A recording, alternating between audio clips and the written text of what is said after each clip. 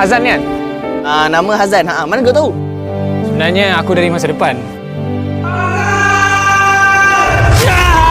Dia ni siapa Memanglah kau tak kenal aku. Aku kenal kau. Aku dari masa depan. Kau jangan mengarut lah. Tolong! Tolong! Okey. Sekarang ni aku tak tahu kau siapa. Aku tak tahu kau ni daripada mana. Tiba-tiba nak ajak berkawan. Hazan! Maafkan aku. Siapa orang dia ni? Kau boleh ikut ke? Macam mana kau boleh ada kat sini pula? Kau dekat mana-mana pun, kau tetap akan jadi milik aku. 1, 2, 3. Ayam masak merah. Aku memang jalan nak duduk sini. Aku jangan pergi atas sana lagi, Bang.